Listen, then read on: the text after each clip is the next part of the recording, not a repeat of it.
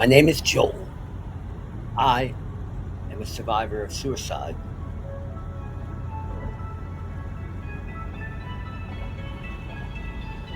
I was released from my last stay at the psychiatric hospital almost exactly 2 years ago on July 21st. I have spent much of my life battling major depressive disorder as well as chronic alcoholism. I had been hospitalized for close to 3 months. When I got out, I didn't know what to do. Can't. So I did the only thing that I could do, which was to start over. In fall of 2023, I received an opportunity out of the clear blue sky to go back to school to finish a master's degree in social work. All right, so I had my first day of summer class. First time I've been in a summer class in a long time for my university and my social work master's program that I'm in. And my class today I really liked, and I really liked the professor, and I was super happy with it. And they're probably going to cut the class because only three of us showed up today, and there's supposed to be like 12. So, if like six people don't show up next class, then they'll probably cut it, which is my luck. But hey, they love you, right? Whatever. All right, I'm gonna try to beat this rain home.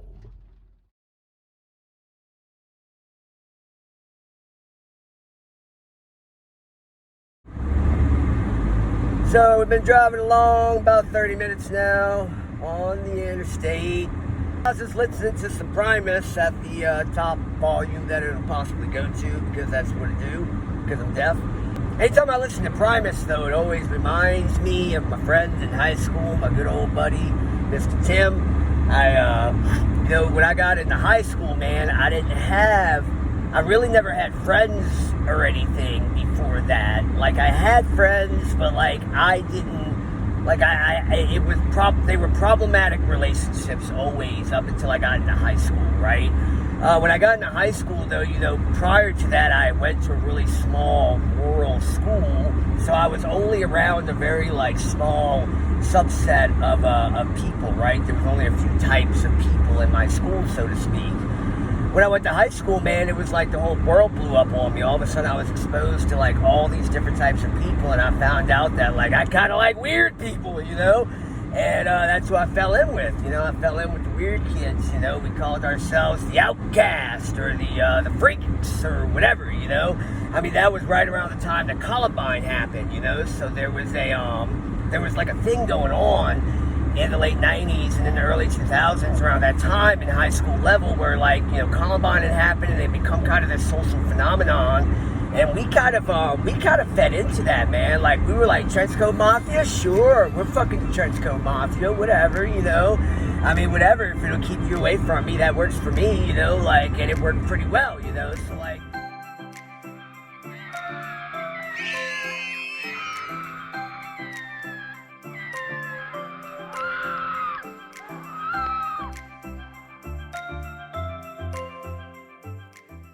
So, you gotta understand, when Columbine happened in '99, I was a freshman in high school, and there was like a lot of stuff that happened in my life in like a 2 3 year period. So I was dealing with a lot of anger at that time, and when Columbine happened, because of the group of people and the culture that I had kind of found myself in high school, we sort of had that identity sort of put on us a bit by administration, by other students, by family, even. Wasn't I don't want to say that we identified with these guys, but like we didn't like it. We didn't want to we didn't want to be a part of it, but like we understood why this had happened in a way that I think a lot of the adults and a lot of people at the time were struggling to understand, right? Like we knew why this had happened. Um